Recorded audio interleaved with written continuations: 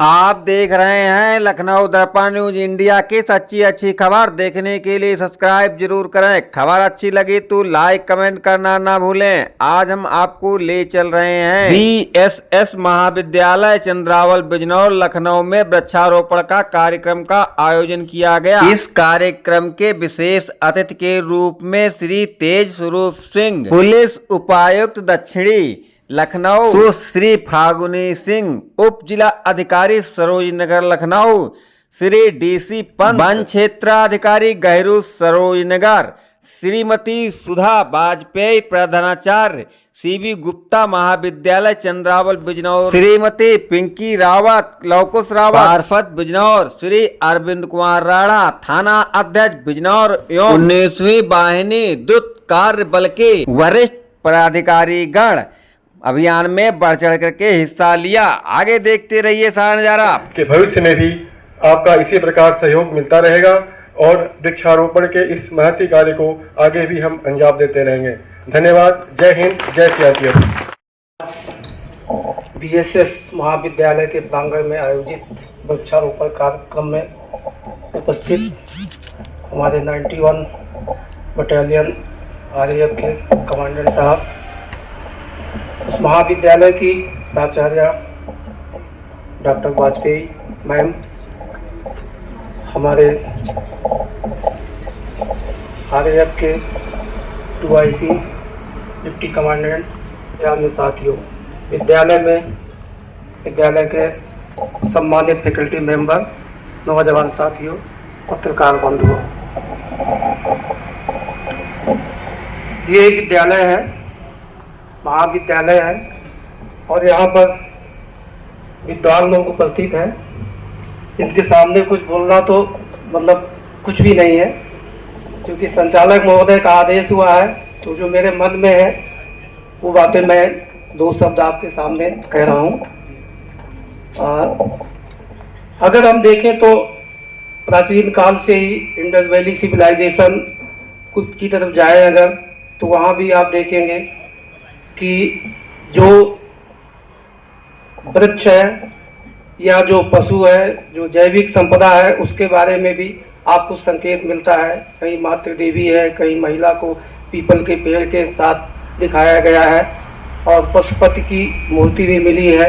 वो आपको दिखाई देता है कि वहाँ भी हमने प्रकृति के साथ तादाद मिलाने की बात कही है। हमारी पूजा पद्धतियों को अगर आप देखें तो सबसे पहले जो पंडित जी पूजा कराते हैं उसमें भी आप देखेंगे वो पहले ही पूजा करते हैं ओम शांति, पृथ्वी शांति, आपा शांति, अंतरिक्ष शांति, वनस्पतया शांति। ये बातें इसलिए आई कि हमें इसकी आवश्यकता है।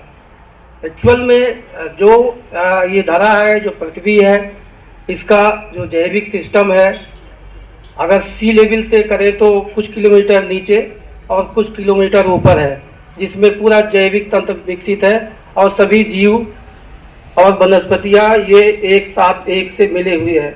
एक तंत्र बना है जिसे इकोसिस्टम कहते हैं, पारिस्थितिकी तंत्र। जब भी पारिस्थितिकी तंत्र में कहीं भी विफलता आएगी तो उसमें समस्याएं पैदा होती है। आज जो देख रहे हैं आपके सामने ही है, जो ये बरसात होनी चाहिए बरसात नहीं हो रही है। बरसात का सीजन निकल रहा है, पानी नहीं बरस रहा है। पानी क्यों नहीं बरस रहा है? आपके कपासी मेघ ऊपर दिखाई दे रहे हैं लेकिन वो सेचुरेट नहीं हो पा रहे हैं, पानी नहीं बरस रहा है। क्यों नहीं बरस रहा है? इसलिए नहीं बरस रहा है कि हमने प्रकृति के साथ इतनी छेड़छाड़ की है कि वो स्थिति खराब हो चुकी है। जो हम लोग बचपन में देखा करते थे, जंगल, घनघोर जंगल हुआ करते थे, पहाड़ों में पेड़ हुआ करते थे, आज देखेंगे कि मुंडित पहाड़ दिखाई देंगे, कहीं भी नहीं। पेड़ काटे जा रहे हैं और पेड़ जो लगाए भी जा रहे हैं, तमाम जगह देखेंगे आपको व्यवसायिक पेड़ लगाएंगे, पॉपुलर लगाएंगे, यूकेलिप्टिस लगाएंगे। तो ये क्या है? आप कहीं का पेड़ कहीं उठा के रख दे रहे हैं, जो हमें जिसकी जरूरत है वो नहीं कर रहे हैं। आवश्यकता तो इस बात की है कि जिससे हमारी आवश्यकताओं की पूर्ति हो। पृथ्वी आपकी माता है, हमारी माता है, और पृथ्वी ने जिस प्रकार से माता को आप देखते हैं कि बच्चे को जन्म देती है, तो वो अपने आप ही बच्चे को पैदा करने से पहले एक वो बनाती है जो उनके दूध में होता है। उसको जब पिलाते हैं तो टॉनिक का काम करता है और वैक्सीन का भी काम करता है। इसी तरह से इस पृथ्वी में भी पृथ्वी ने जीवन उत्पन्न किया, तो जीवन को बचाने की भी व्यवस्था की। आप पेड़ों में देखेंगे तमाम प्रकार के, जहां आपको खाने को मिलता है, प्राणवायु मिलती है, वहीं आपको इन्हीं वनस्पतियों से ढेर सारी दवाएं मिलती है, चाहे वो नीम हो, चाहे पीपल हो, चाहे बरगद हो, या आपका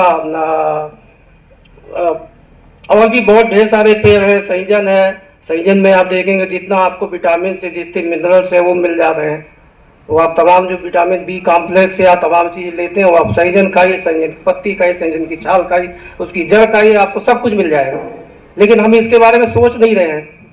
अगर हम इसके बारे में सोचें तो इनकी रक्षा करें, इनका हम लोग दोहन, जो अंधाधुंध दोहन करते हैं उससे बचे।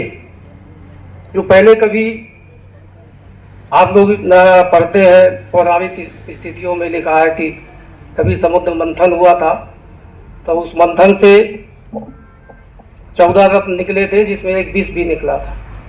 उस विष की ओर ध्यान दीजिए। विष क्यों निकला है? विष इसलिए निकला है कि आपने प्रकृति का अंधाधुंध दोहन किया, बिना किसी व्रत के, बिना किसी उसके, अपने स्वार्थ में दोहन किया, इसलिए वो विष निकला। तो उस समय तो भगवान शिव थे जो विष से आपको बचा लिया। आज शायद कोई बचाने वाला नहीं है। अगर इसी तरह से प्रकृति का अंधाधुंध दोहन होता रहेगा अपने स्वार्थ के लिए, तो निश्चित रूप से आप देखेंगे वो दिन दूर नहीं जो हमारी आगे आने वाली पीढ़ी है वो एक गैस सिलेंडर लटका चलेगी। ये स्थितियां आएंगी अगर आपने ध्यान नहीं दिया इसमें। तो हमें अपने जीवन को बचाना है, अपनी आगे की जो पीढ़ी को बचाना है, तो इन पेड़ों को ही बचाना होगा। क्योंकि अभी हम लोग जो बहुत बचपन में थे तो हर जगह पानी मिलता था, लोग खुले रूप से कुएं से बाल्टी से पानी रस्सी से निकालते थे, पिया करते थे। आज स्थिति ये है कि हैंडपंप में पानी निकालते हैं, वो भी पानी पीने लायक नहीं है, प्रदूषित है, आपको आरओ लगाना पड़ रहा है, तमाम चीज़ें हैं। तो क्यों ऐसा हो क्यों गया? हो इसीलिए गया कि हमने इसकी स्थिति खराब कर दी, इस धरती को हमने बर्बाद कर दिया अपने स्वार्थ के लिए, और हम भी मरेंगे इसमें कोई दो राय नहीं है कि जीवन समाप्त होगा। इसलिए अगर जीवन को बचाना है तो इस पृथ्वी को भी बचाना है। मेरा आप सभी से यही एक निवेदन है।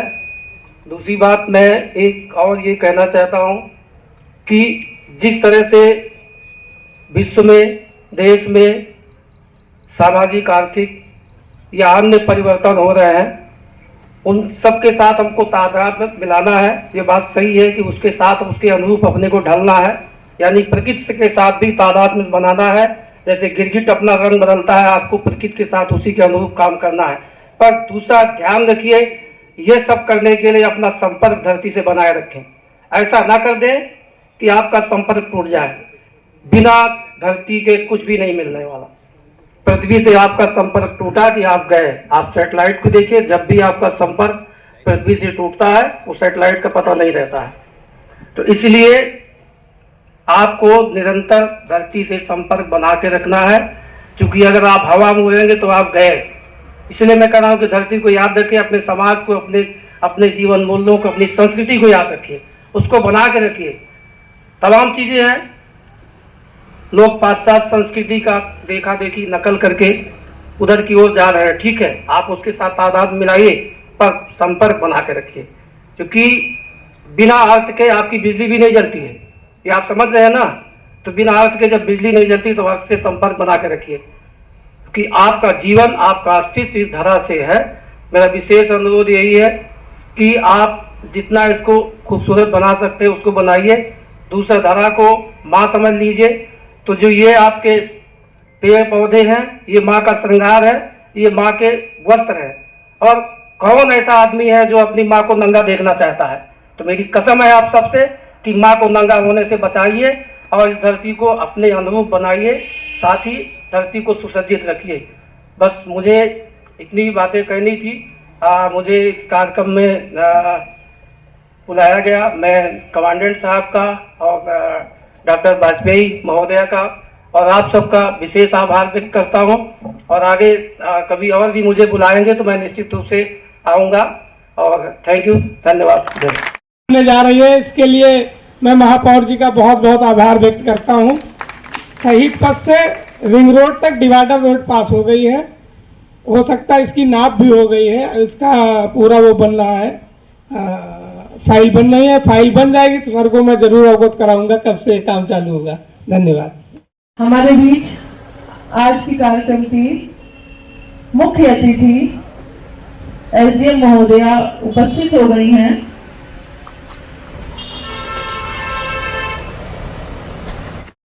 कि भविष्य में भी आपका इसी प्रकार सहयोग मिलता रहेगा और वृक्षारोपण के इस महती कार्य को आगे भी हम अंजाम देते रहेंगे।